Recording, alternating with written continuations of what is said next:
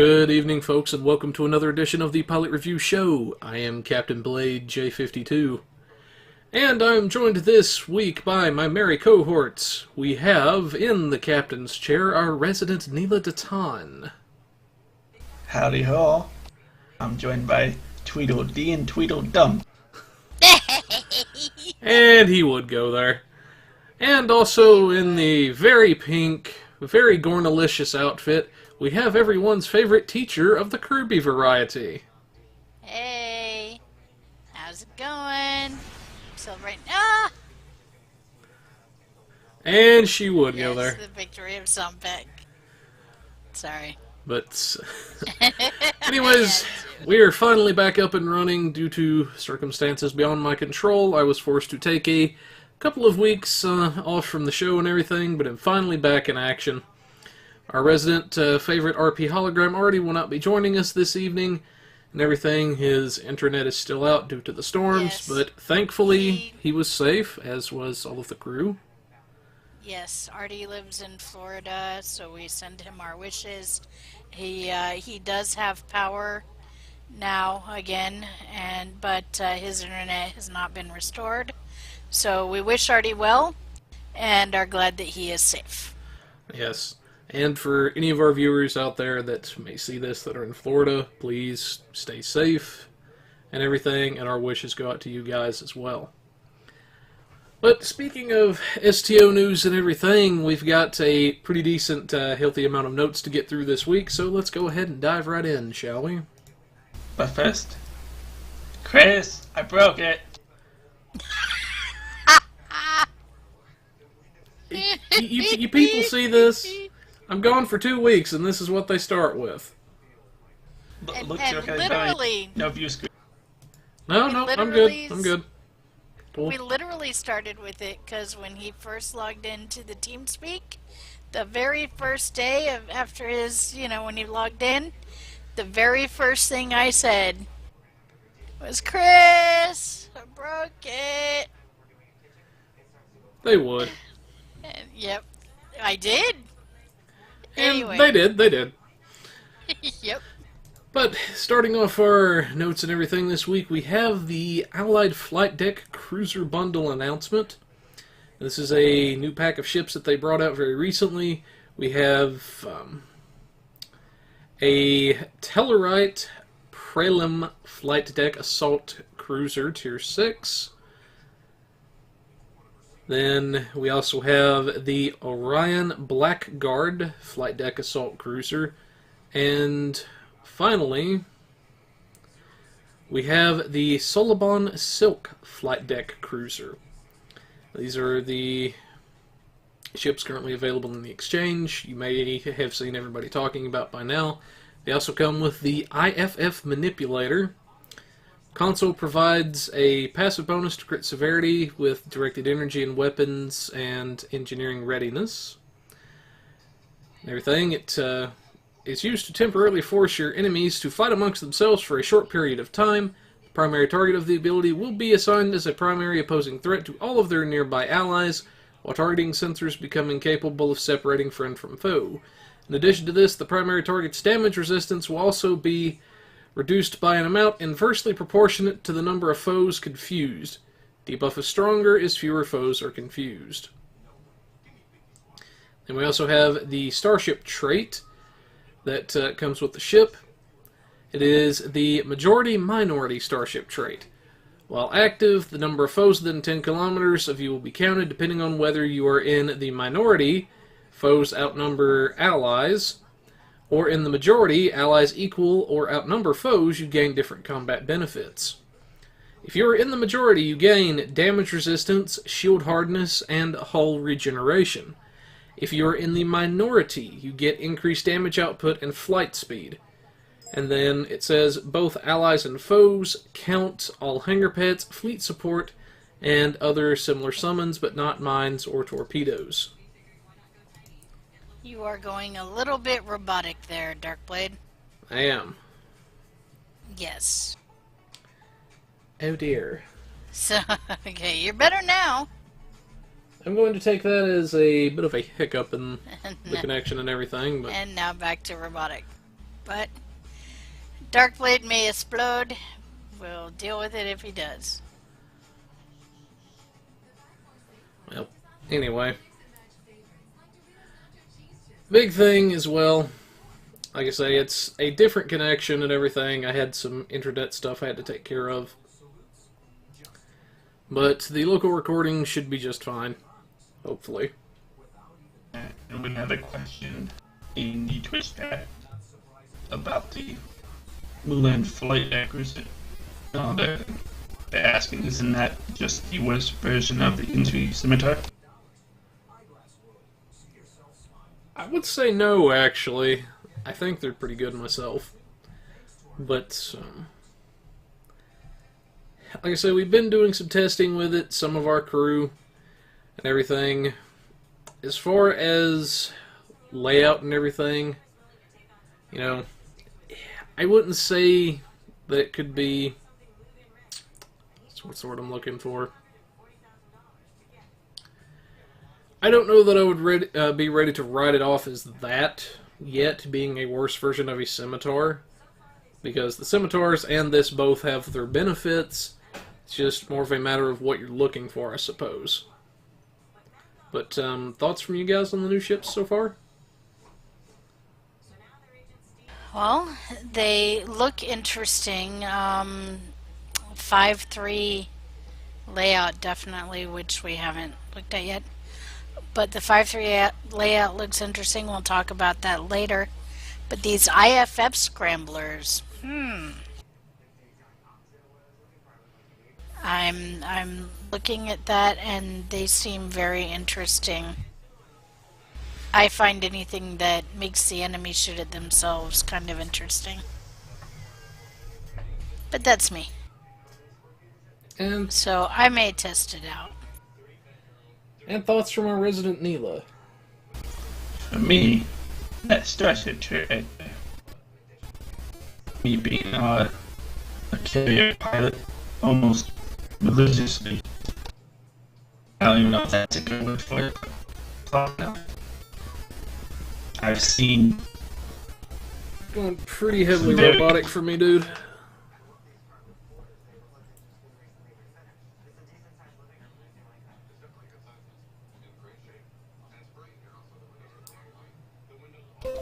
about Say something else. Channel. Fairly.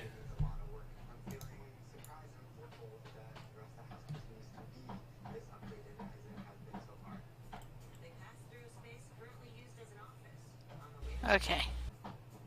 Where are we here?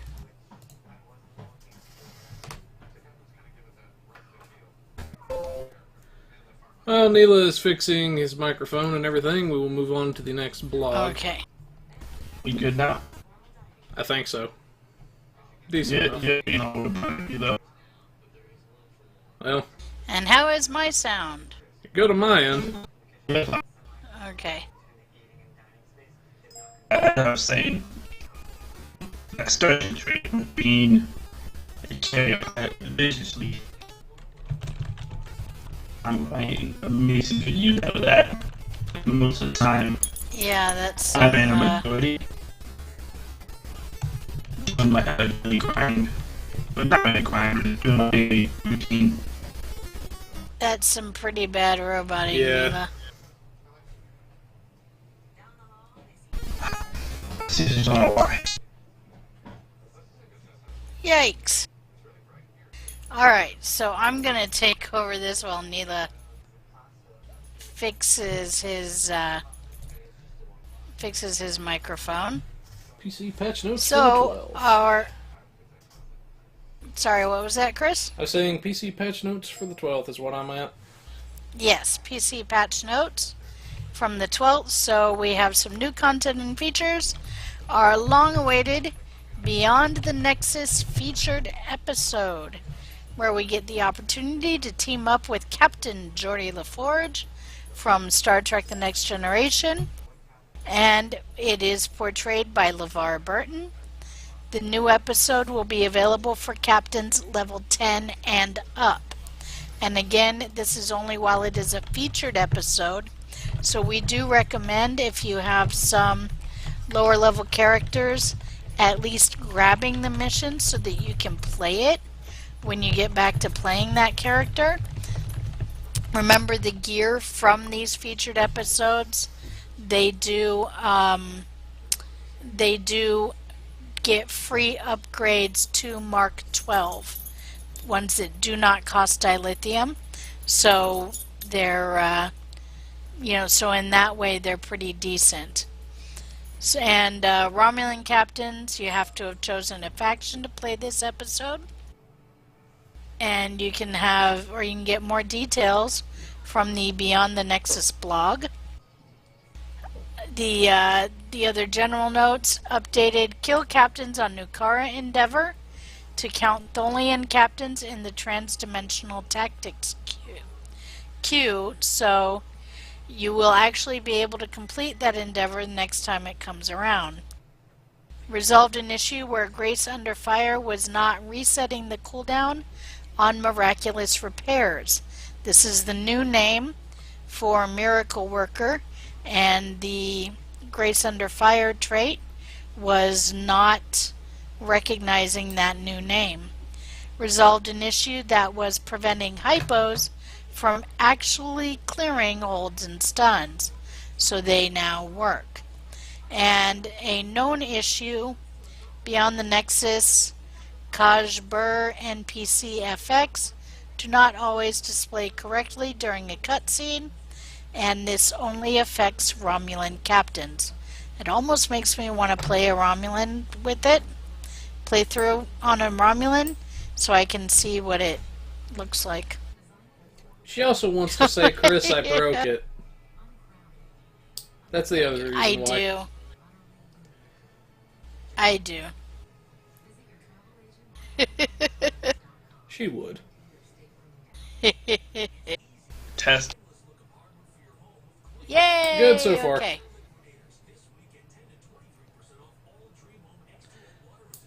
Okay. So those are our PC patch notes. And we are now moving on to our console patch notes. Yep. Yep. Nothing really major here. Just, it is major, but nothing other major. Basically, they resolved the issue where auto-activate ability settings would have to be manually reset every time a player transitions to another map. Ooh. That's nasty. Yeah. Yeah, it was. In addition, when a player sets a power to auto-execute, that setting will be remembered until changed. Very, very helpful. Oh yeah. Definitely a quality of life improvement, I would say, there.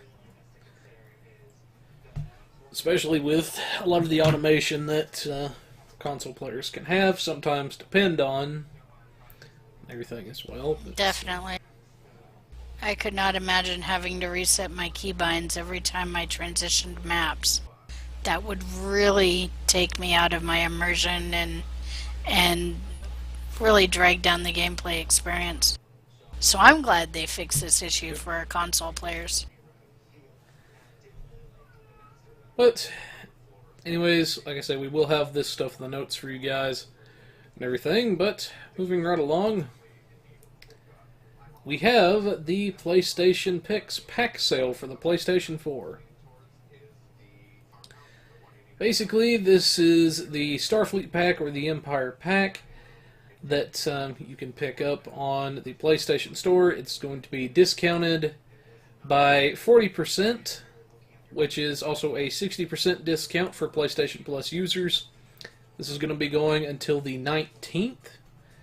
So you get a pretty healthy bit of stuff from these packs, I think, and everything, but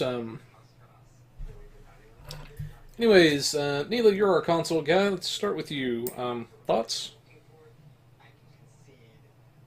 I would have to say, if you are thinking about doing another character or another character for a different profession, then I would suggest getting this, just because you'll have more ships for the Admiralty Vanilla Kirby. User disconnected from your channel. Yep.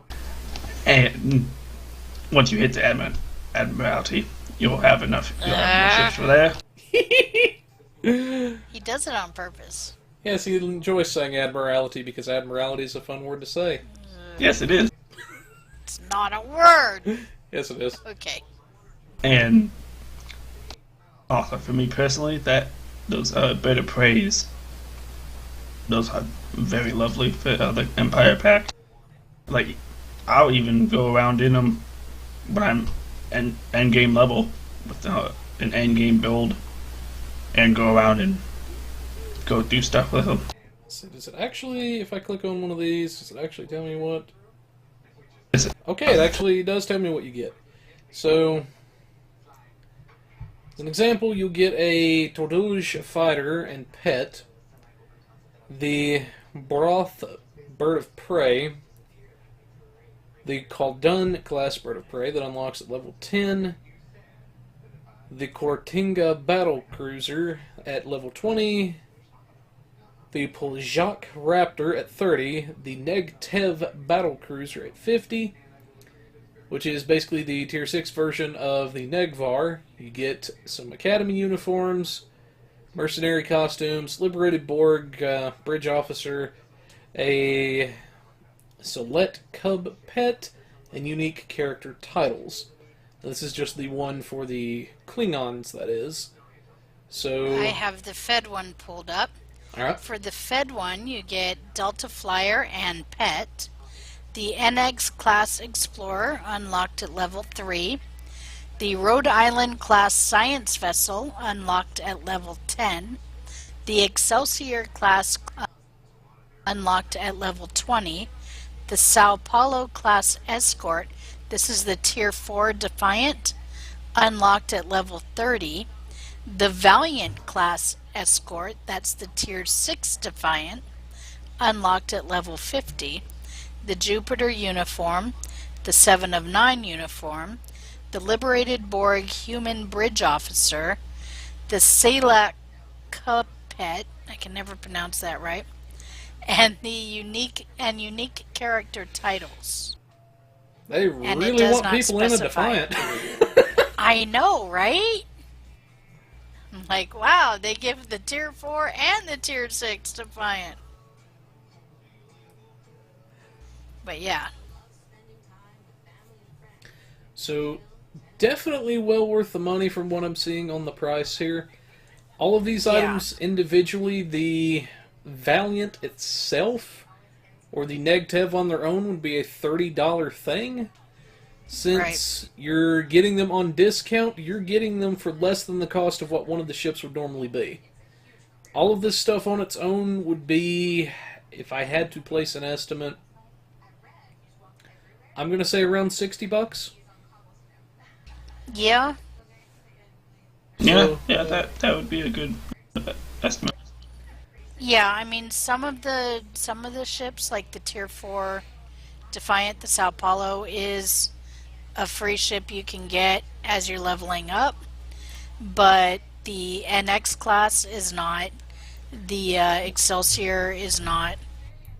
You know, so it kind of comes and goes as to what they're giving you, whether it's something you could normally get or not. So yeah. And we should mention as well that some of these ships, some of these things that you get do come with some pretty nice consoles to have while you're leveling, and even some nice toys to play with occasionally in endgame.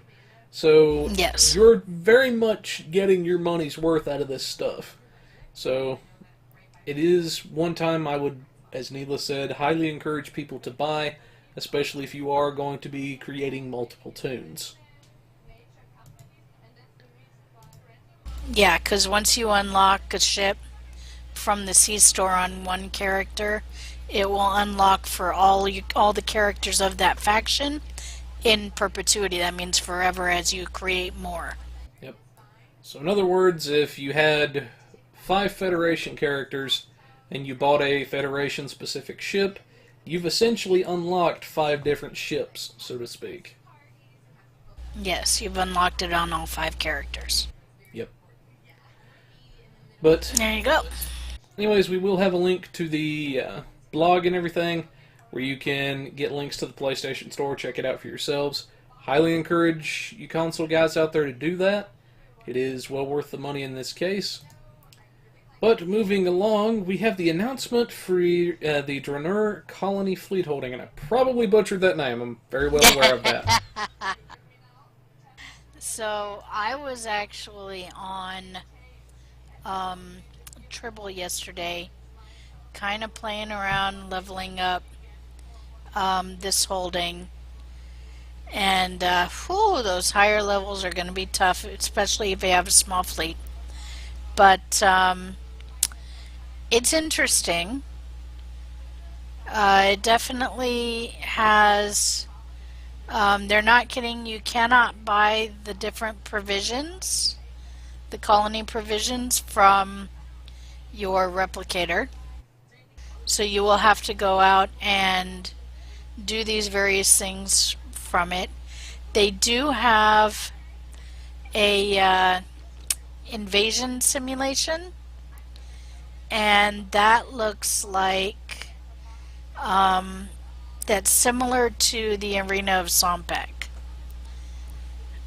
So that's actually quite interesting in that so basically you go up in the rounds like you would in Sompek. They don't change the enemies, but the enemies will get harder as you go up in rounds. So that's going to be a interesting thing. You'll have to get your fleet mates together and play that. So this blog tells us about, so this is a 5-tier fleet holding, and the primary track is colony. You get exterior visual upgrades, invasion shield relays, invasion provision projects, grants more provisions, additional amenities including mail access, bank access, tailor access, and ship selector access, and travel options to and from the fleet holding. So that's the primary track, the overall. Then we have subtrack renewable energy. This gives you automated battery collection, invasion defense turret improvements, elite fleet equipment options, and they have things like isolated protomatter warp cores. I'm not going to get into stats. Sustained protomatter warp cores. They also have singularity cores of the same, and preservation protomatter deflector arrays, intervention protomatter deflector arrays, elite secondary deflectors with 3 new variants, increased projectile damage, protomatter impulse engines, energetic protomatter tactical consoles. These look interesting. If you get a large one, large plus percent to single energy type. That's phaser, disruptor, polaron. So in other words, it's like, say, 39% to, say you get one for anti-proton, it would give you 39% anti-proton. It gives a smaller percent bonus if you get one that's all damage for, this one is projectile damage. So it kind of gives a bonus to both. A specific energy type and then projectile damage, because a lot of people use beams and torp mix. Let's see, and it gives a chance to restore some hull and shield to yourself when activating any energy weapon firing mode. And then, let's see, we have subtrack infrastructure. This is building up the colony. So we have, let's see, fleet project logistics, elite fleet equipment options. We have colony security ground weapons, of course, with all the varying energy type variants. Let's see, Colony Personal Shields increases critical chance and severity based on current shield percent. Let's see, Colony Personal Armor increases all damage based on health percent. And Drahner Shield Energy Weapons, all variants of course. Drahner Starship Projectile Weapons, all variants. And you can read it if you want more details. I'm going very quickly. And then we have Subtract Morale. And this also has, this is where you get your bartender and chef, your tailor, your ship customization tabs. Alright, we also have Elite Fleet equipment from here, where you get your kit frames, Lucari kit frames, Kentari kit frames. They have different effects. Universal Colony kit modules. Let's see. Colony Bridge Officer Ability Training Manuals. And we have 3 different versions of each, Engineering, Science, and Tactical. So they have different things. And Lucari Bridge Officer Candidates and Kentari Bridge Officer Candidates, they all have different, they both have different traits. And of course, this is a long list of stuff, so I'm not going to read it all out. But it is up on Tribble, so if you have access to Tribble, we encourage you to go test it out and see what's there. Any questions, comments? I know for Me personally, oh, go ahead. I'm super excited. I am as well. Some of this looks quite interesting. I know I'm looking to get a hold of some of those tactical consoles and see how they would do for tanking. Yeah, I don't know they that, look interesting. based off of what's here, I don't know that they're going to replace vulnerability locators as far as for my personal builds for Yeah. tanking. I could see myself using 1 or 2 of them, perhaps. It kind of depends on what the final numbers are going to look like and what everything's going to look like at Mark 14 Epic for me. Yeah, I don't think they're going to replace for DPS. Definitely not. They don't look like they have the right stats they would need to replace vulnerability locators for DPS. So, but they do look interesting in that they boost both energy and projectile. Yep. So I think that's an interesting tack that they've taken there. I can see that. The other big thing I would say to people out there is, since it is on Tribble, be sure to go on there, test it out, give them your feedback, let them know what you think about it. That is why we have the Tribble server in the first place. If there's bugs, let them know and everything. Feel free to let one of us know. We'll pass it along and everything. But we've got a chance before it comes out to let any feedback be known, either positive or negative. And we've got some time to experiment with this stuff. This is a pretty big deal. This is the first full fleet holding, first full tier 5 or 5 tier fleet holding we've had since the Starbase. Yeah. So it's gonna take a while to complete, and yeah, trust me, we were at the Drazana console.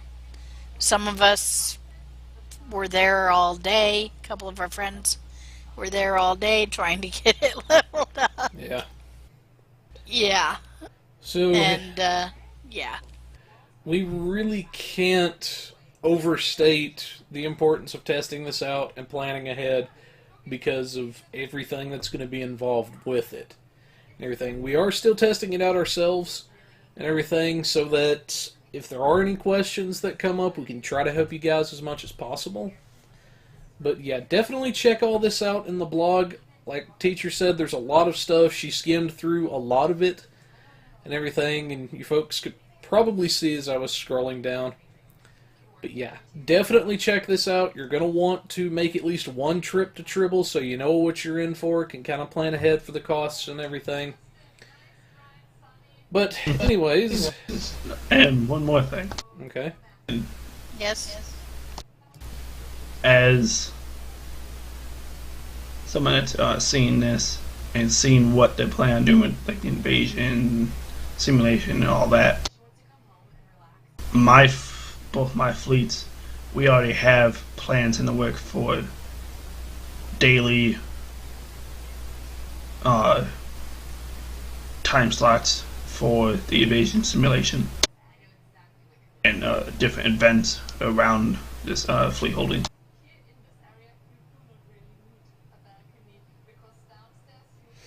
But yeah, Awesome. that's... But yeah, I would.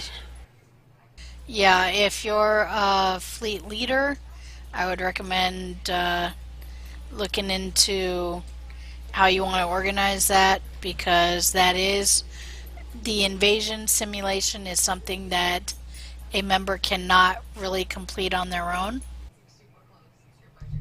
So, and it is not a interfleet activity. You cannot rely on Armada members to fill that gap. It is only fleet members that can do it. You know, you can only do it with other fleet members. So, which I'm sure that part's going to change. I hope so. I don't know Because- how I they do would too. do that. Because how I have something like that in Neverwinter is people from the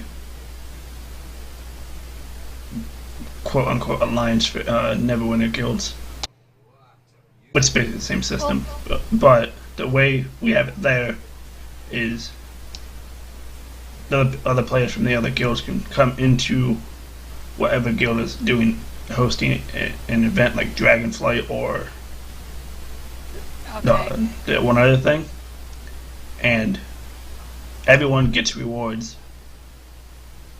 Right. So and I'm hoping. then they can donate to either that guild that was hosting, or to their guild, or to any other guild in the Okay. alliance. So I'm hoping that's what they plan on doing Right. with that. I'm us. I'm hoping that as well, because it seems odd to me that they make the Armada system, but then with something like this where they're trying to get people to play together, where they would say, oh yeah, you're an Armada, it's an interfleet alliance, blah blah blah, but oh no, you can't do this invasion scenario with help from your allied fleets. It just seems to be kind of cutting off those lower and smaller fleets from support from the larger fleets, which was what the alliance or the Armada system was supposed to do, was supposed to give support to those smaller fleets. So I don't know. Hopefully they'll change their minds and find a way to open it up. It could be that they can't open it up right now too. Yeah, because Potentially. So maybe there's that's why. really Yeah. not that many. Since it's on Tribble, there's really not any fleets with lower Right. fleets in them. So maybe that's why. Because remember, all this Well- is still subject to change. So It is. they can add stuff, take away stuff. Yep. All right. Moving on. But, anyways, we have our Beyond the Nexus Week 1 rewards. Okay.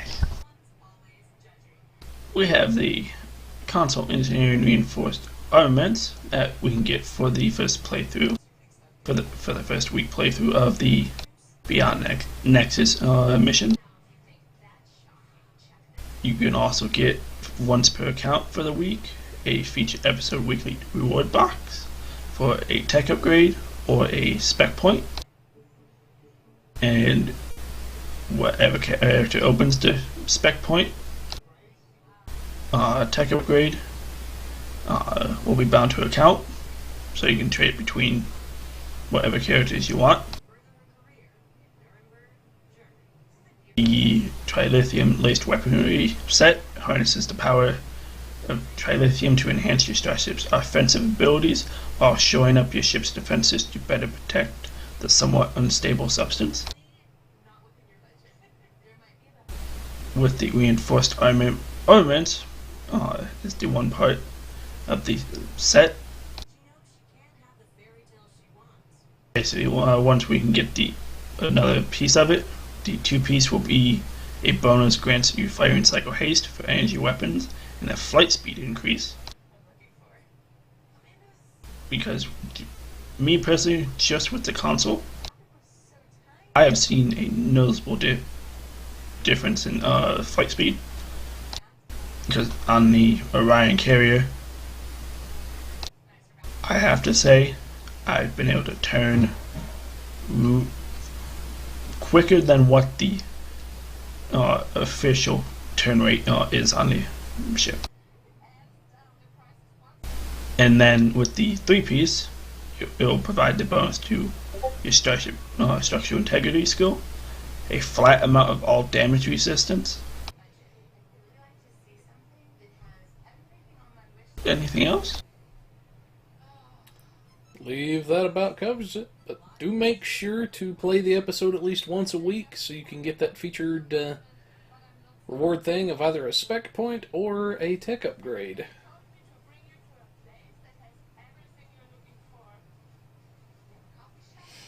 Yeah, any thoughts from you, Kirby? I really like that that upgrade. It's nice, and I really like that 2-piece bonus. So I'm gonna be seeing how that goes. Firing cycle haste. Yep. And also, we should mention that this is where you will now get your second phaser Omni. So, yes. Yay. But they did say that they were eventually going to add mission reward Omnis of every energy type. So after this, I think the only ones that are left are... They've done, what, Tetrion? I say they've done Phaser, Antiproton, Tetrion, Antiproton, yeah. Phaser, Polaron. They've done Disruptor. When did they do Disruptors? They've done Plasma? Didn't they do Disruptor with the, I don't think so. I think it's Plasma and Disruptor are the only ones that are left. Okay. Why was I thinking? No, Nausicaan was a regular array. That's what you're thinking. Yeah. Plasma. That's what I'm One thinking of. we don't have yet. Yep. So that's what I'm thinking of. I'm sure the My viewers brain's... out there in YouTube and possibly Twitch will eventually correct us on that, but... yes. Yeah. I'm sure they will. But, speaking of our allied flight deck cruisers from earlier, we actually have the stats blog. Hey! Yep. For the Tellarite Praelim Flight Deck Assault Cruiser, we have a hull strength at level 50 of 46,575 base, and at level 60 we have a 54,000 base hull, shield modifier of 1.0. It is a 5-3 weapons layout, 4 device slots.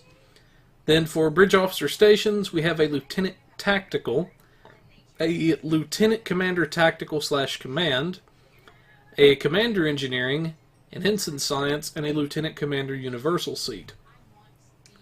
We have 3 tactical consoles, 5 engineering and 2 science, a base turn rate of 9. You get +5 to all subsystems. Comes preloaded with Tellarite Adamant fighters. You get the IFF manipulator.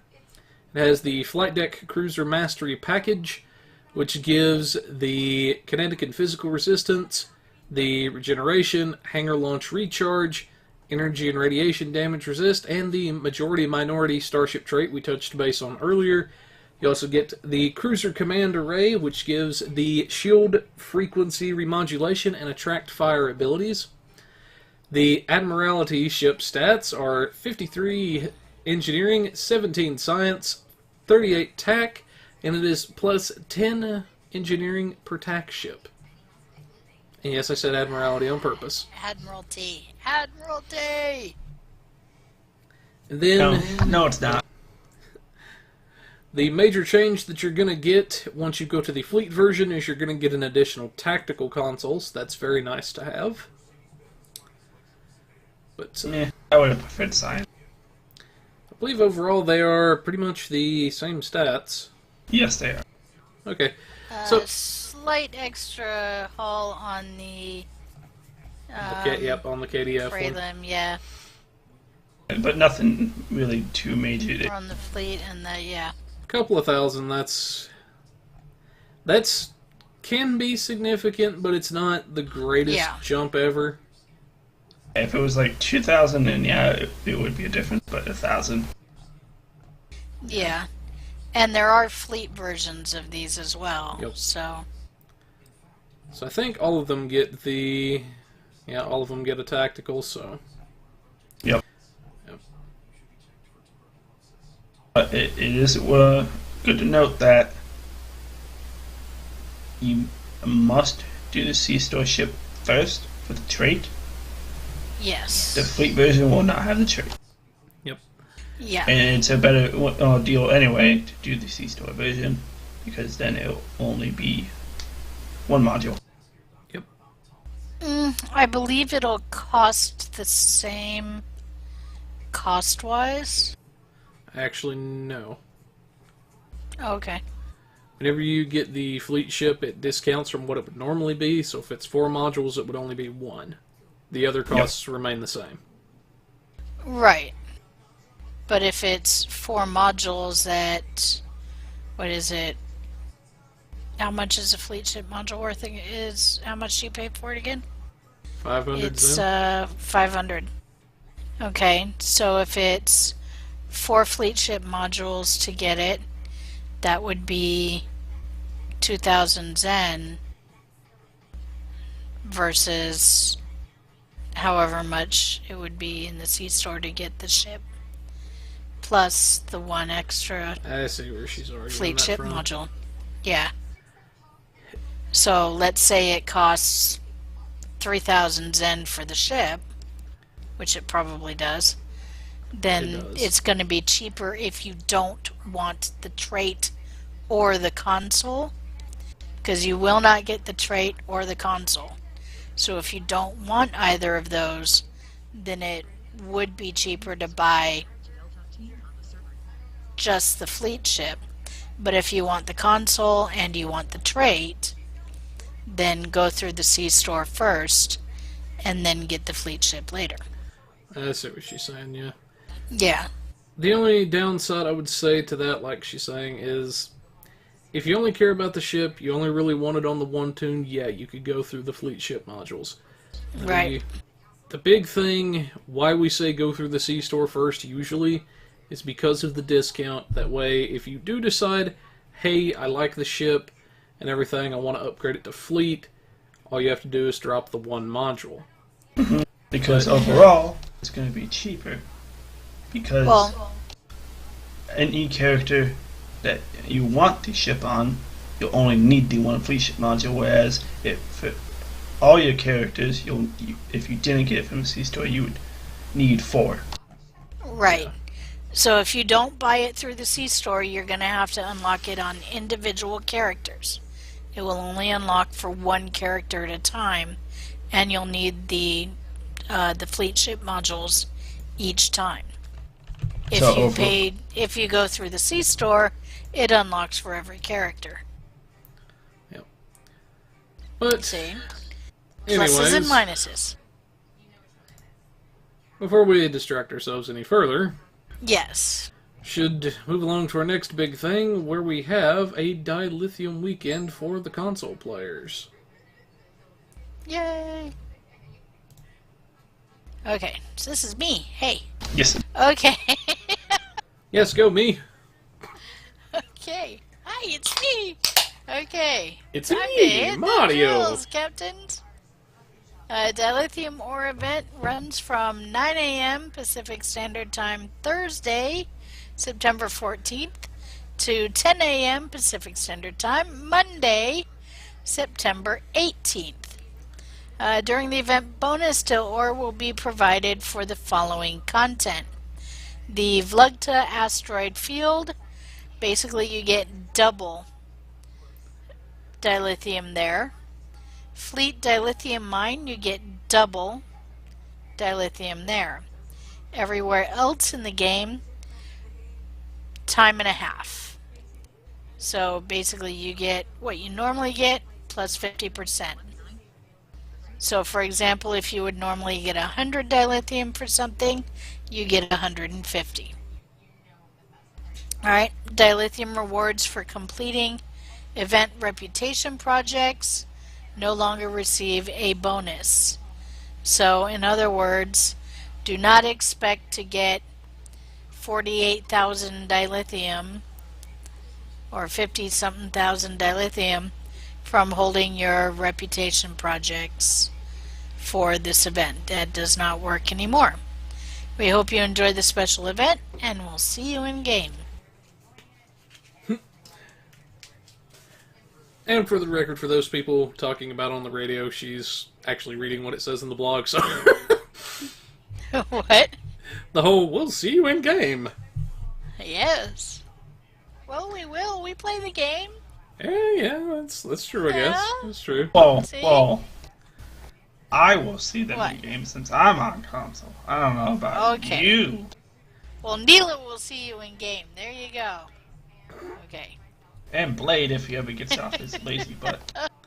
I do need to grind my console out, that is true. But, I anyways... even offered to speedrun you. And he did. He offered to help me level, so I need to do that at some point. But I'll get some more stuff set up. But anyway, definitely go out there, get your deal. This is a great time to do that. But moving along, we have the Marks weekend for PC.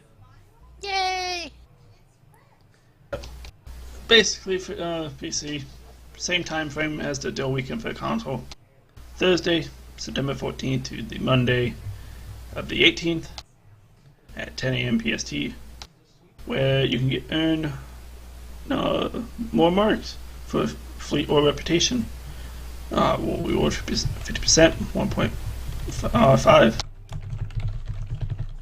All content that rewards marks. Nothing else to say about that. Pretty much self-explanatory on that one. Yep. So definitely farm out those marks if you've been looking for your fleet marks. If you're looking for those last Dill marks, last reputation marks. Brain fart. But dang it, Neela. Little off-camera TeamSpeak banter there, but yeah, definitely go out there, get your marks, fill your fleet up, fill your reputation projects up, whatever you're after. Now is the perfect time to do that. Yes. He's so gonna kill me. Yep. Yes, I am. And remember to finish a reputation, if you do not have sponsorship, is 1,225 marks. If you do have a sponsorship token, that's 625 marks. So just thought you'd want to know those numbers so you have your goal. Yep, save up those There marks you for go. those reputations you just absolutely hate. Yes. Exactly. This is a good time to go and run a few episodes of the things you hate, run a few instances of the things you hate, because you'll get better rewarded for it. But moving along, we have our PC patch notes for the 13th. And in general, beyond the Nexus, the Kajbur NPC effects will now display during cutscenes. Geordie LaForge's health and shield will now recharge outside of combat. Adjusted Geordie LaForge's rank to Captain. Adjusted Commander Tafai's uniform is now consistent across the episode, and I butchered that one like heck. Added text indicating Okay. that the maximum team size allowed for the episode is 2 players. Adjusted the isolytic plasma dual pistols icon to show 2 pistols instead of 1. I know that's going to be something that's going to be very pleasing to my Space Barbie people out there. Added a new icon to the trilithium enhanced omnidirectional phaser beam array. So basically, the icon indicated that it was just a straight beam array, did not indicate that it was an Omni-style weapon. So yes, something else that will please the Space Barbies. And me too, for that matter. And then for systems, updated contents of the Infinity Box to include items from the Privateer lockbox. Also resolved an issue that prevented captains below level 50 from equipping the console engineering reinforced armaments. So, characters that were below level 50 weren't able to equip the new console, so that is something that has been taken care of. But, Yay! quick thoughts on our very slim patch notes, anybody? Well, I'm glad that they're fixing the current featured episode very quickly, especially with the gear. That's something that would be very disheartening if you run the episode as a level 10 and you're told, hey, you can get this great gear and it'll level with you, and you get it and you can't equip it. You know, that would kind of suck. Yep. Any comments, thoughts from you, Sir Neela? The one that sticks out to me, adjusted to the Forge ranks to captain. Yeah. When I saw the pips when I first played it, I'm just like, about that. Dare I ask what the pips were showing? 'Cause I'd His never rank, paid attention. his rank in TNG. Oh. Lieutenant Commander. I'm like, okay. So I rank you twofold. But, anyways, we'll have this in the notes for you guys to check out at the end of the show. Not really too much to these, so we'll go ahead and move on. The next thing we have is the 20% ship sale. Yes, so that means it is a great time to get out there and buy those ships. This is going on until Monday, September 18th at 10 a.m. Pacific Standard Time. I tell you, Cryptic is conspiring to remove all money from Chris's wallet. Yes, And mine. Yes, And mine. yes they are, and Neela's. Because I knew I got paid to. So enjoy not just a discount on the ships, but fleet modules, dry dock slots, and ship upgrade tokens as well. Okay? So now's the time to grab the ship you've always dreamt of commanding. And this includes the brand new Allied Flight Deck bundles. So all ships and dry dock slots in the C-Store are 20% off. Okay, this does not include bundles that have items other than ships in them. Okay, so if you're looking at a bundle that has something other than ships, it's not going to be discounted. Alright, the ship upgrade token bundle, and fleet modules are all 20% off as well. Each time a player buys a Tier 5 ship, they will receive a free ship upgrade token. This only occurs when the Tier 5 ship is bought for the first time on an account. So if you've already bought a Tier 5 ship on that account, this won't happen.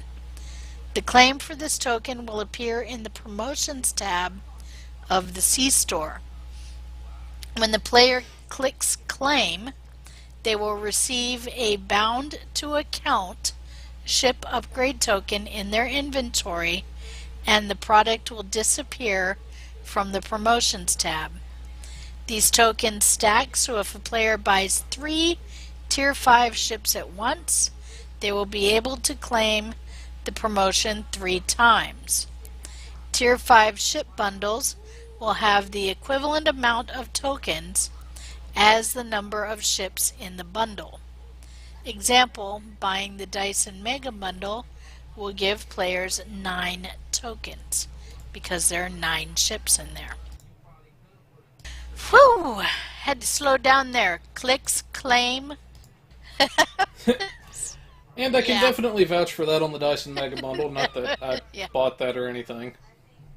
Yeah, maybe I no, he didn't buy that. It's getting, You for did, people yeah. that I don't really see out there in YouTube land and everything, I'm getting to the point to where there's not many C-Store ships that I don't own. It's actually easier at Yep. this point to name something that I don't own versus something that I do. I'm in the same boat. Yeah. More so for KDF ships, but I pretty much almost own every ship too. Yeah. Pretty much what we're saying is we probably, when it comes to this game, have spent more money than we have common sense tells us we should. Well, I mean, I've spent quite a bit of money, but I've also learned over the years how to grind and how to build up resources without spending money. So, She does the smart way. yeah, We're just like, we want it I now. do. Yep. We But do I it the also- lazy way. let's just be honest. That's Yeah. what it is, ain't it, Neela? Well, it's like I also Because we only can, buy and- during sales like this, so We want our instant gratification now, dang it. Yeah, like anymore, I wait till they have sale. Yeah. yeah. I remember when they had a sale, I think last Christmas, of the Lifetime, I went ahead and bought my main Fleet Leaders Lifetime membership. Yeah. Now, see, for me, there are ships that I want, but I'm not going to buy them now because I know that Christmas and Black Friday and all of that are gonna have better sales, and that gives me time to build up more Zen through my grinding and free methods. Yeah. But even So. still, this is a very good sale. If you're It looking is. for ship slots, if you're looking for... I think it said fleet ship modules. Didn't that come with it too? Yes, it did. So, if you're looking for stuff, ship-wise, this is definitely a time to consider investing. Yes, it is. All right, moving right along. But moving right along, we had an interview with Everything you LeVar love Burton. about Earth and, oh God. is good. And audio spam from an ad. Don't you just love it? Well, it plays an ad first, and then it will play the actual interview. Yeah. So, yeah. But anyway, But is this me again? yes, it is. Oh, geez. See, I'm not paying attention to the order tonight. Done. Done. Done. What else is Sorry, new? I'm getting caught up in what we're doing and not what order we're going in. Okay, so this is a LeVar Burton interview, and it talks about the new episode. Of course, the Beyond the Nexus, and talks a little bit about Star Trek Online and how we can now team up with LeVar Burton. And this was a phone interview. It actually is a pretty good interview. I think you'll enjoy it. LeVar does make some revelations, like he has no idea about some things in the episode. But you'll have to watch it to find out what. Partly because I can't remember what he said. He had no idea about. Hey, I watched it 2 days ago. Come on. Yeah, we can't Anyway. have you remembering stuff now, not with those meds and everything. No, I know, right? Anyway. So, yeah. So it was an entertaining video, and I do think you'll enjoy it. Yep. So, take a look. It's short. It's only about 6-7 minutes. So, anyway, so check it out. We'll have the link in our notes when we upload, and on Twitch. So, there you go. Yeah, I don't think there's really too awful much to say about that. Yeah. But, yeah, definitely check it out. Moving right along, we have our PC patch note for the 15th. Yep, Patch nothing note. too major here. Just something that was not supposed to go out until they released it all the way. We solved an issue which caused an incomplete version of the not yet released Galaxy interior to be the default interior for Galaxy-class starships. Once update is live, all ships which had this interior as the default will now automatically default back to the origin bridge and no longer have access to the Galaxy interior. Nothing to see here, folks. Nothing to see here. Yep. Move up. You can go about your business. Move along. Yep. Move along. These aren't the Back to droids bridge. you're looking for. Is it sad when I first read that? Oh, when I saw that, I'm like, I see what they did there.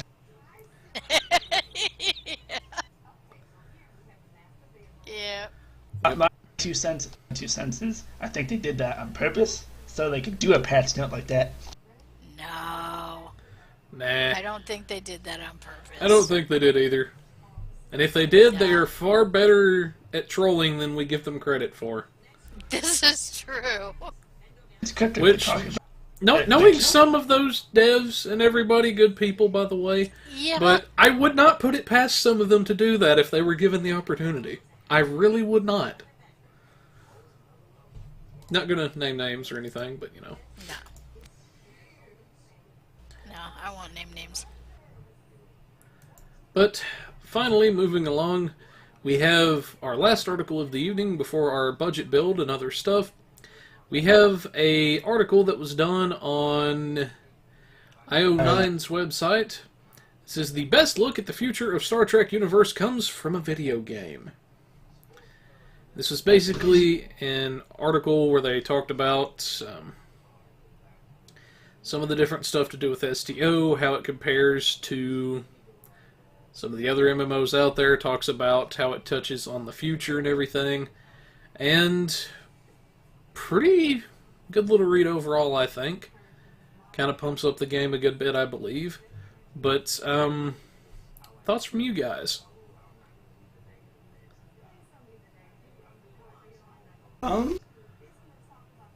Me personally, like I've going through it, they make actually some good points about how this kind of is a good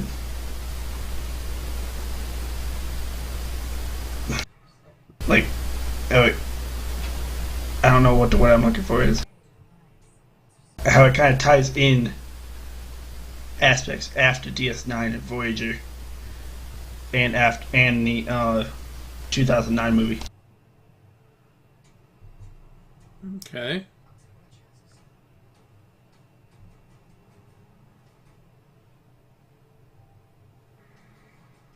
Yeah, they have no nice words to say about the ground combat, but the space combat has a nice, almost naval feel to it that does a great job of making you feel like you're captaining a Star Trek vessel. So, yeah. So it's actually quite an interesting article. They give their opinion and give some basic information. And if you're listening and trying to figure out, well, what is STO? Should I play? Should I not play? Like one of your friends said, hey, listen to this and they'll teach you about the game, then this article might be for you. It's definitely a fairly intricate review of the game. They even go into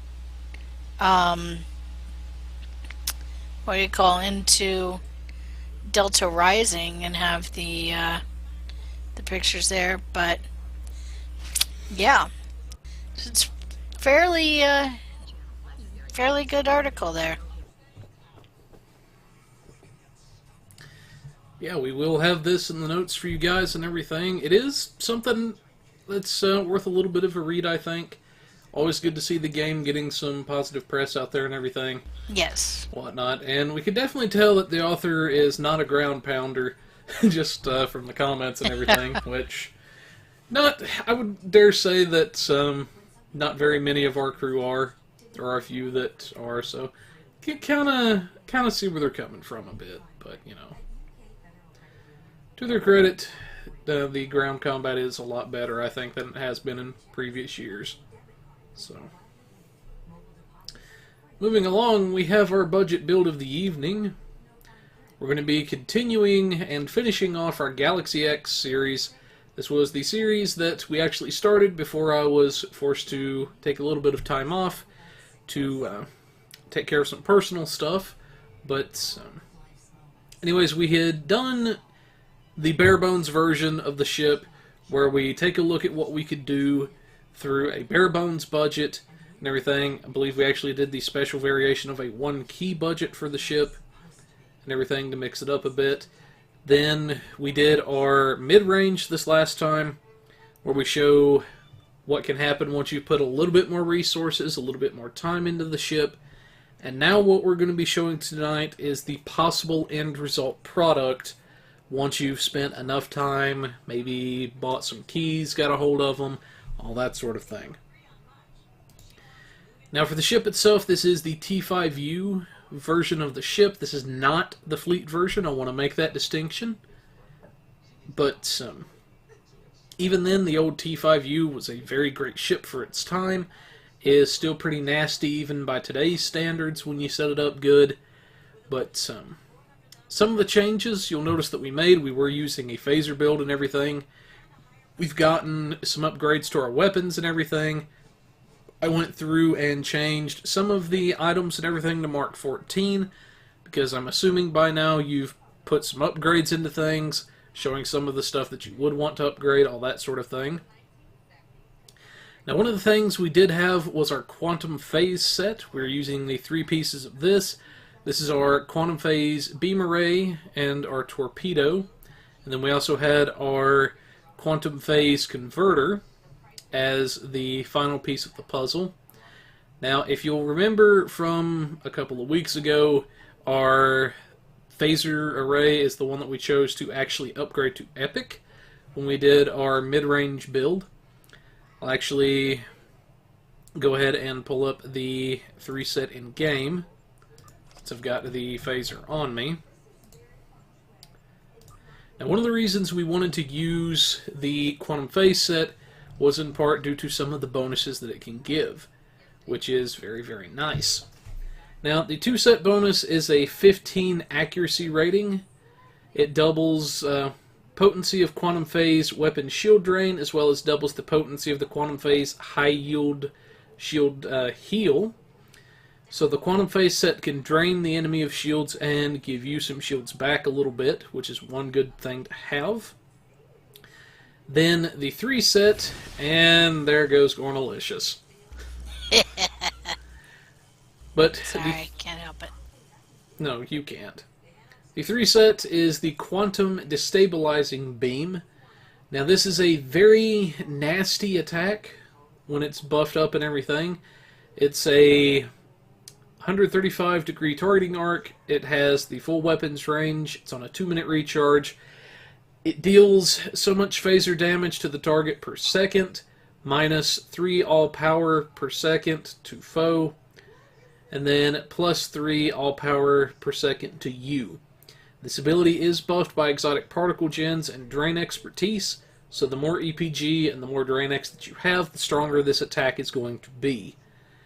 So it is a very, very nice thing to have on the budget end. Even at the high end, it can be buffed up to be pretty nasty. It is also buffed by phaser consoles. Yes, that is the other thing I forgot. Thank you, Yes. Kirby. You're welcome. It's, like I said, it's been a little bit, folks, so trying to get back into the swing of things a little bit at the same time I'm doing this. But as far as the beam array itself, it's pretty much a standard phaser, except for the drain that it does. Let's see, let me actually pull up the console. We'll take a really quick look at that, and then we'll take a look at our other stuff. This is from the... There it is. It is from the Sunrise mission. Now the Quantum Phaser, or the Quantum Phase Converter, it's a universal console. It gives a buff to phaser damage, gives a bit of aux power, gives a bit of drain expertise, and gives a hot restart to our aux power. So it's a very nice console to have. It essentially functions as a free tactical console for phasers. But that's one reason why we wanted to have that on the build as well. Now, as far as the shields, the engines, the deflector, and that stuff goes, we went with the Quantum Phase Space set as well. Now, the shields, the engines, the deflector, kind of standard as far as things go, but the strength of them lies in the set bonuses that they give. We'll take a quick look at some of the set bonuses. And I'm taking a second to talk about these because they are very important parts of the build, very important things to understand. The 2 set for having 2 pieces of the set on the ship gives 17.8 maximum shield capacity, reduces all energy damage to shields by 7.5%. So you get extra shields and a damage reduction just by having them on your ship. Then you get the Energy Weapon Entanglement, which is the 3 set bonus. It's on a 2-minute recharge, and firing energy weapons for 12 seconds triggers a quantum entanglement between self and foe. To self, you gain 7.4% energy weapon damage for 12 seconds, stacking up to 10 times. And then to the foe, you deal a minus 7.5% energy weapon damage for 12 seconds. Debuff, which can stack up to 10 times. This is also boosted by Drain Expertise. So, very potent sets that you get from the Quantum Phase items, both in space and for weapons. And very, very nice to have. But, getting back to, if I could, buttons today. Since the set does not come with a warp core, we had to source one out. The one that we use quite a bit here on Pilot Review on the budget end is the Temporal Phase Overcharged core, because of how powerful it can actually be, especially on the budget end. Now, if you were here for the Delta recruitment event, you know of a little device called the Temporal Negotiator, which basically cut the bridge officer cooldowns in half for the duration the device was active. This is essentially the same thing in the form of a warp core capacitor, and is a nice little ability cooldown in a pinch. But that's what we have as far as our space set and everything.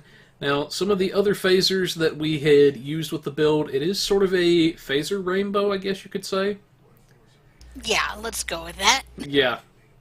It uses different kinds of phasers and everything. One of the big things we did pick up, which replaced one of our budget phasers, is a Agony Phaser Beam. This phaser, in addition to the normal abilities, has a chance to proc a Disable on the target for a short time. Then we also had our Pulse Phaser, which debuffed the enemy and gave you a slight damage resistance buff as well. Then, as far as our aft weapons, we have 4 of the Advanced Fleet Phasers from the Starbase. These are the DMG-3 Crit D variety. And everything, you can get them in several different flavors, but that's the one that we chose to go with for this. For the devices, we usually like to think of them as personal preference, but one very good device we always recommend is the Subspace Field Modulator that comes from the Skirmish mission. It, whenever used, gives a nice damage resistance buff for a short time. It also debuffs you for a minus 400 proton damage resistance. Now, the proton damage, we've started mentioning that because there are some enemies that have started using proton damage a bit more that we've seen, so it is worth noting. Then, for our engineering consoles, we have the Quantum Phase Converter. We took a look at that just a couple of minutes ago. Then we have our Conductive RCS Accelerator, because on a ship like this, you're going to want something to buff your turn rate, and it was very cheap at the time that we bought it. We figured, why only have one benefit of a standard RCS when you can have 2 with the Conductive? which does some shield buffing for you. And we also have our Trillium Deplating from the Ragnarok mission. This buffs the damage resistance of the ship and also gives you some extra shield capacity. So it's basically a neutronium armor and a shield capacitor slammed into one console. And we also have our simulated module from the Omega Reputation. This gives a little bit of, I think it was Control X and everything. Control X, crit severity, and critical hit. Yep. But yeah, critical hit, severity gives a nice little chunk of that. I couldn't remember if it's Control X or Drawing X for the last stat, but yeah.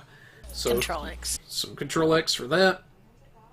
Then, since we are on the higher end of the spectrum now, as far as what type of resources we're assuming have been put into the ship, we have called into play two of the most popular and, in my opinion, the most valuable low-buy consoles that you can get.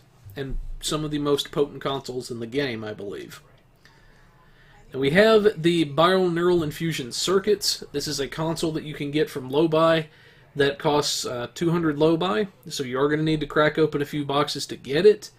It gives 25% crit severity at Mark 14 Epic, so it is a console that once you get it, you're going to want to take it straight to Epic. That is definitely not a bonus to sneeze at and everything. No, it is not. It should be noted that taking this up to at least Mark 14 is not all that expensive. It is a console. It doesn't. It is much less expensive than upgrading weapons. Yes. So. Yeah, your consoles don't require, like Kirby was saying, they don't require nearly the amount of investment that upgrading weapons or shields or something like that does. Now, I will tell you, they may not go to Epic quite as easily, but getting it to 14 at least will take much less investment. Indeed. Or if you're me, it'll go really easy. Because Kirby and Neela both... Kirby and Neela both hate my luck with the R&D system. Let's not go there. And hence why I'm staying quiet. Then finally, for our science consoles, we have the 0-point energy conduit. This is a nice little console that gives a bit of Drain X as well as some critical chance. Very nice to have from the Romulan rep. Then our final science console we're actually using is the Tachyokinetic Converter. This is another universal console that comes from low-buy. It's essentially an assimilated module slammed together with an RCS, is the best description I can give. It gives a good bit of critical chance, a good bit of crit severity, and a nice bit of turn rate as well. Then finally, for our tactical consoles, we have 3 of the vulnerability locators from the Spire that buff phaser damage. We're assuming by now, once you've got to the high end, you've got a bit more dilithium to invest, you've saved up a good chunk of EC that you can invest to get some things, and this is what you've done as far as the results for the gear. But hopefully you guys can kind of see what we're going for here. You can kind of understand how everything's meshing together and everything as we explain further into the build. Now for our skills and everything, we have pretty much standard for what we've been doing. We have 2 points into hull cap and shield cap, as well as 1 point into shield and hull restoration each. We've also maxed out our energy weapon training. We also have points into improved DPS flow, have a point in impulse expertise. We've picked up 2 points into Control X and Drain X each. We've maxed out our targeting expertise and defensive maneuvering. We've picked up all 3 points in our hull plating. We've maxed out the shield hardness. And we have our weapon amplification and specialization. Now it should be noted that for the specialization, it says it is a 6% bonus. As of Season 13, that is only a 4%, but it's still very much worth picking up. Then, for the amplification, it says for crit severity it is only a 20% bonus, when in actuality it is a 40% bonus. So, very good. Then we have a point into offensive and defensive subsystem tuning, with one point further specialized into aux power. Then we have 2 points into EPG, 3 points into long-range target sensors. And then on the builder, I have it set as advanced shield penetration, so 3 points into that. You can go with hull pin or shield pin, either one.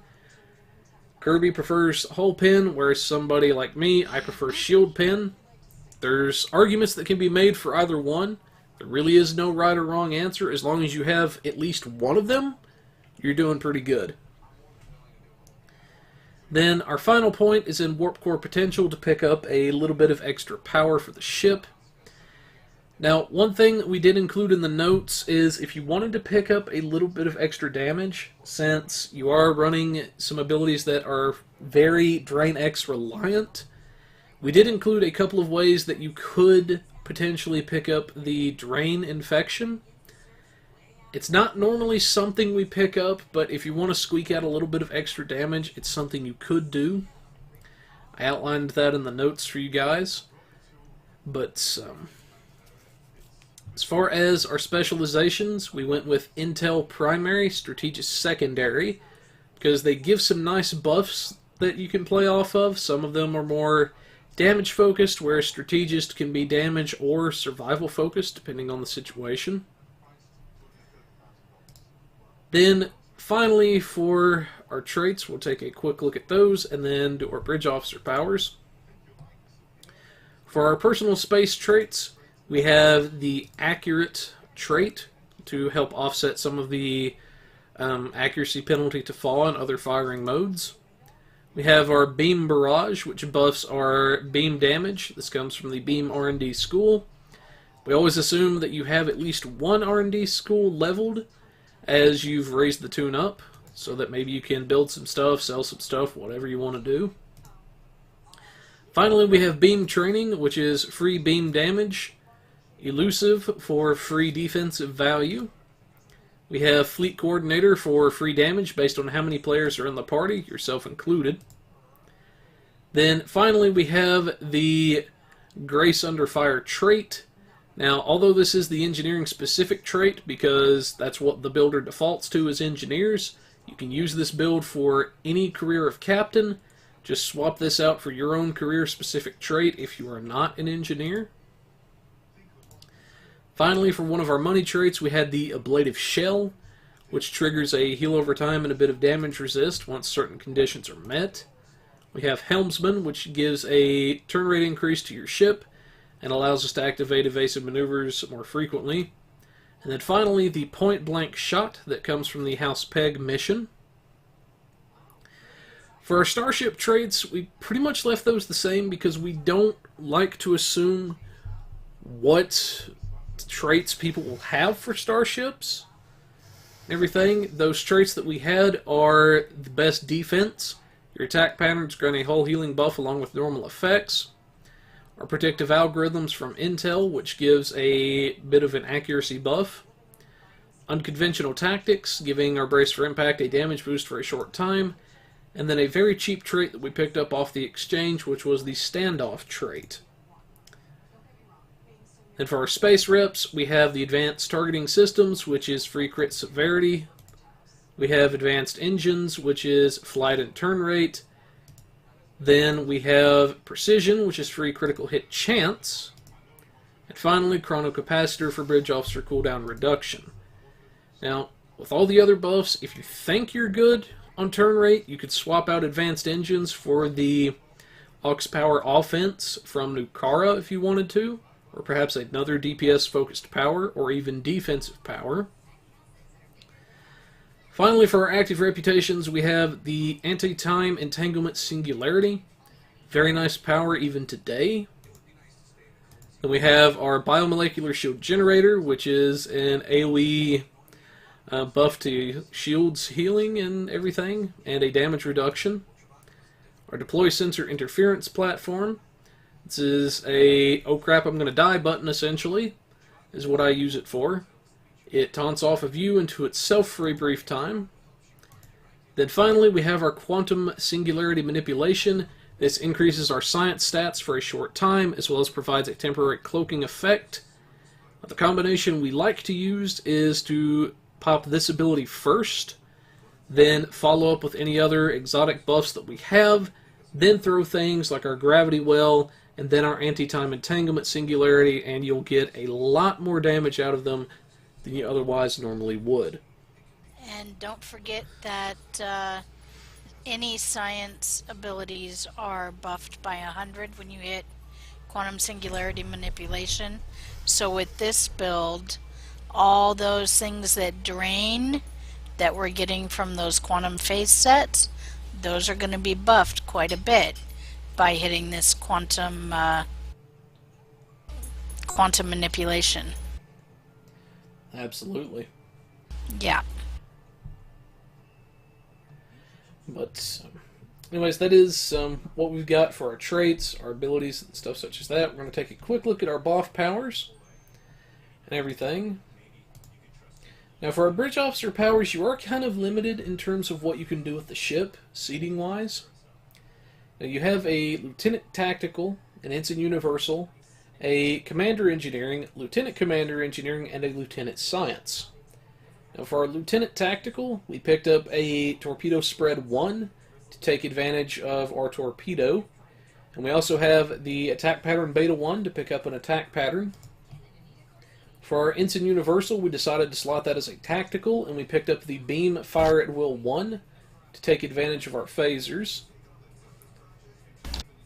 Then for our Commander Engineering, we picked up the Engineering Team 1 as a nice hull heal and purchased certain debuffs.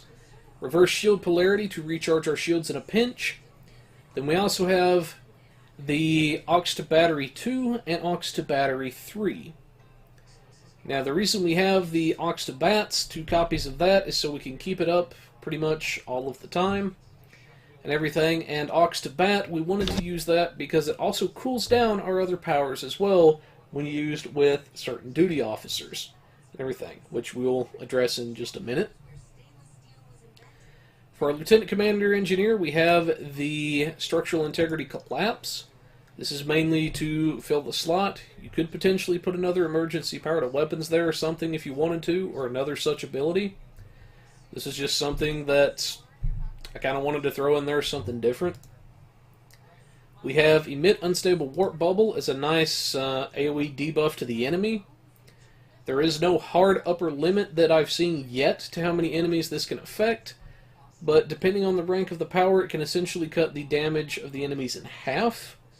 So if you're fighting 20 ships, you group them up, you smack this ability, any of them that are within 4 kilometers, if all 20 of them are there, you're now essentially only fighting 10 ships for the duration of that debuff in terms of damage.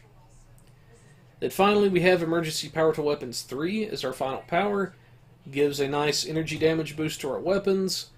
It also gives some weapons power, repairs weapons offline effects. Then finally for Lieutenant Science, we have our Science Team 1, a nice shield healing power, as well as purchase certain things such as the subnucleonic effect. And finally we have our Hazard Emitters, which is a tiny little bit of damage resistance while it's active, as well as a heal over time, and it removes certain things such as plasma fires. Yes. But, Alright, so we were going to discuss the Aux to Bat. Duty officers, almost forgot. Yes. Now, normally, duty officers isn't really something we touch base on here on the show, mainly because, again, we don't like to assume what people may have in a category like this. But since these technicians are so integral to the build, it's something we threw in the builder and we wanted to touch base on. Basically, these technicians will reduce time for all bridge officer abilities to recharge when you use the Aux to Battery ability.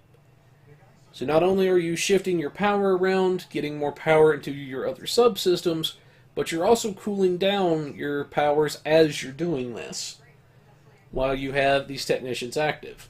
Now the ones we had slotted are the blue quality rares. Obviously, if you can afford them, if you're able to do so, you want to go for the very rares.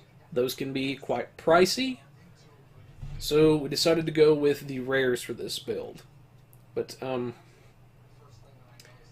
comments, Kirby? Yes. Yeah, I did want to comment on a lot of people see the Ox to Bat build. Oh, it's great, it's wonderful. But there are some people that may not know how to play the Ox to Bat build. So basically what you do is you activate any abilities you want. Like, let's say you're first engaging, so you want to activate your beam fire at will, your torpedo spread, your attack pattern beta. You want to do your I don't know, your reverse shield polarity, and maybe your unstable warp bubble, and definitely your emergency power to weapons, and say your oh goodness, structural integrity collapse. I'm looking at icons and I'm forgetting what they are. Okay, so you activate all those first, then you would hit your Ox to Bat immediately after, and bam, cooldowns go down. Okay, and you get a shared cooldown on your Ox to Bat too. Okay, so then as soon as any abilities you want to use are back up, you would hit those again, and then bam, hit your Ox to Bat too.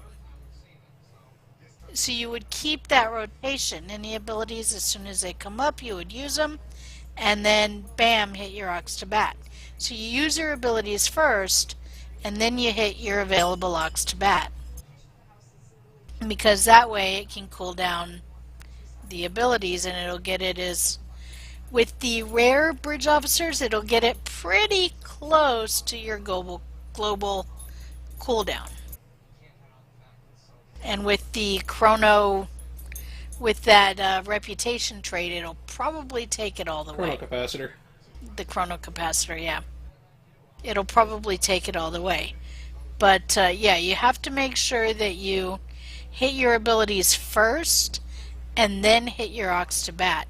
But you need to keep going with that loop so that it actually has abilities to cool down. Make sense? Yep. Okay. Yep, and also, since this is a Galaxy X, do not forget to throw your Phaser Lance in there at some point as well.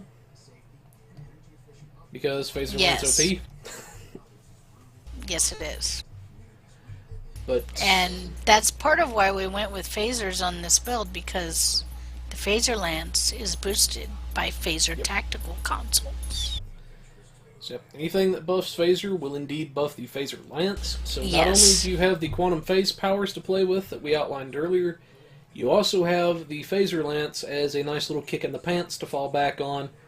Maybe you've got their shields down, you just want to finish this really annoying guy off, and you smack your Lance.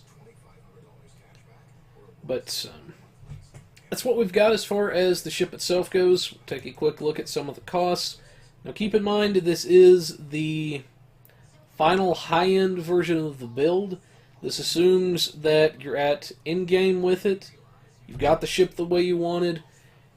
Maybe you've had a month or so, or however long, maybe 2 months. It just depends on how effective you are at grinding. And you've decided to put as much as you can into the ship.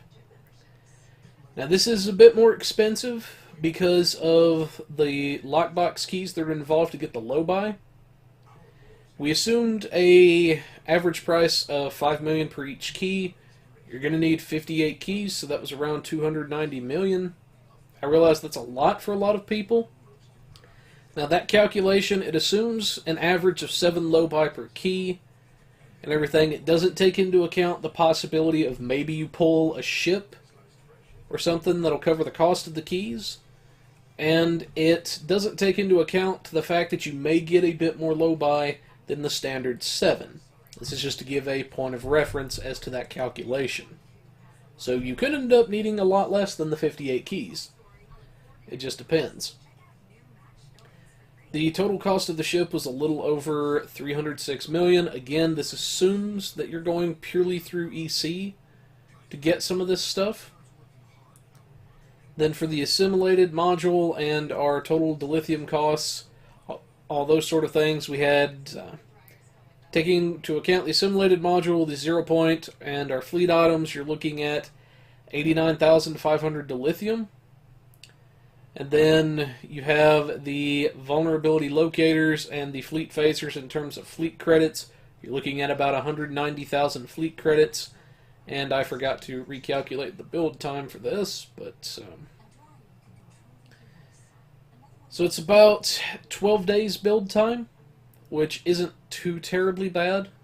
And everything, that's assuming you're only refining dilithium for one character per day.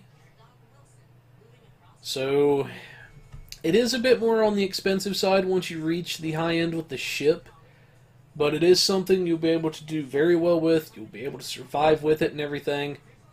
And again, keep in mind, as far as this being on the budget end, like we said, this is the top end. It's the high end, yeah. Yeah. We're assuming this is the final end game of the ship. You've maxed everything out you want to. You've put as much as you can in, and that sort of thing. But anyways, that's what we have for our budget build this week. This also concluded our series on the Galaxy X Dreadnought for T5U. If you've got budget builds you want to see us do, feel free to let us know. We'll see what we can't do for you and everything.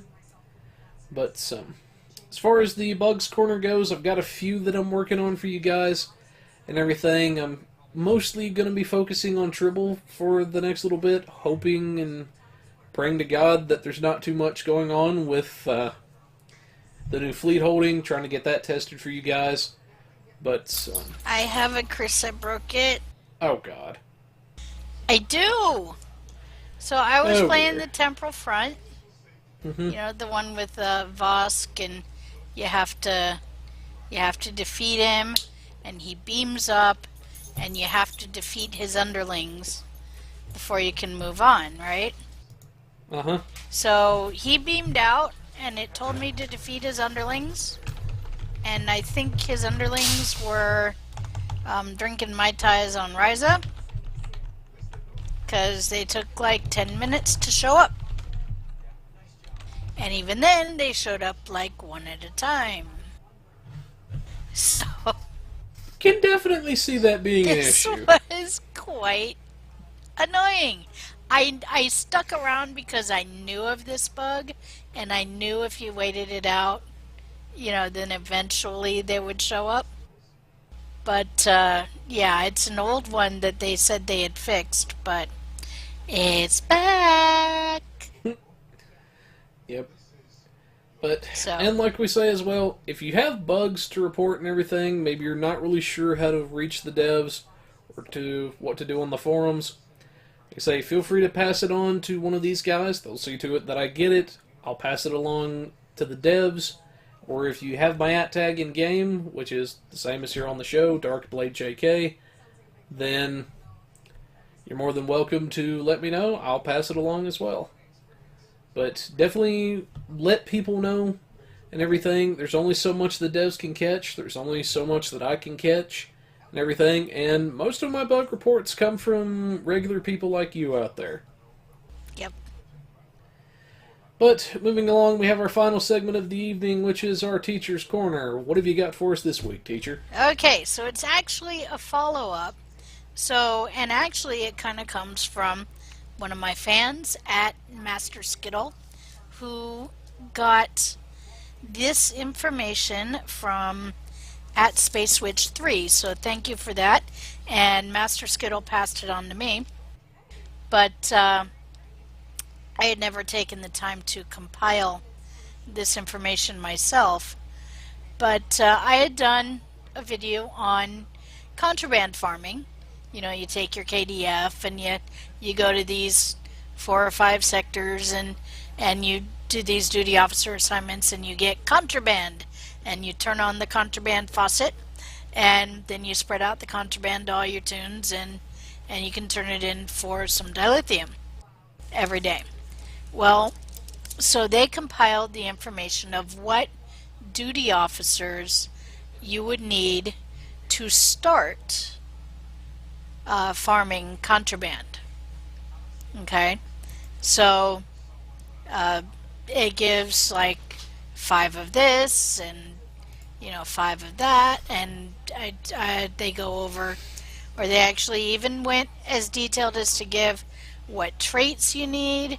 So they compiled all of this and sent it to me and said, hey, could you please put it out there for people?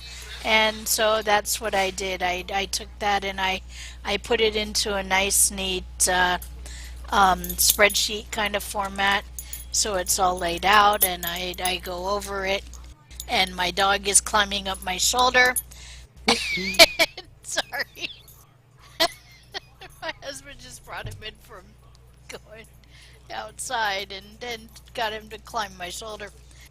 But yeah, so I go over that, and again, thanks to Master Skittle and Space Witch 3 for getting that info to me so that I could do this video. Yeah. Well, if you're interested in contraband farming, you're looking for an easy way to make that deal, definitely check out Teacher's video. She does a pretty good job at explaining everything. Yeah, and I'll tell you, it really is easy as long as you keep it up. You can do contraband farming in 5 minutes a day on a single KDF character, and it turns on that contraband spigot. Let me tell you, you get it coming out your ears. So if you have way too much, you can sell it on the exchange and get EC with it too. Yep. Let's definitely check that out. We'll have a link to Teacher's video for everybody, so you guys can check that out there. I definitely encourage you to do that if you're looking for easy ways for dill. It is thoroughly explained. Everything is only a teacher can do. But anyways, that's what we've got for a show for you guys this week. We ran a bit longer than we normally do, but there's a lot of information to get through and everything, especially with the new fleet holding and whatnot. But be sure to check out our good friends over at the Temporal Armada and check out their radio broadcast. They're kind enough to sponsor us and everything, and very cool bunch of people. Also be sure to check out our good friends over at the Kurtang Pirate Radio. Everything, give those guys a bit of a PRS shout out and everything. Definitely check them out. You'll enjoy those guys. Also, if you have any budget builds you'd like to see us do, feel free to let us know. Let us know what kind of ship you got, what you're looking to do with it. We'll see what we can't come up with for you. Also, if you would like help with your piloting and everything, feel free to let us know. Submit something through the website. Let us know on YouTube or something what kind of ship you've got and everything. Let us know what you're looking to do, and we'll see about helping you out. And, in fact, we are currently working on that for a viewer out there at the moment and everything. But, feel free to let us know. If you have any questions about any of the notes, feel free to shoot that over as well. But that's all we've got for this week, folks. And I don't think I missed anything, did I? Nope. No, I think you got it all. Yep. Well, anyways, folks, we thank you for tuning in this week and everything. Again, our thoughts and everything go out to people that have been affected by the hurricanes.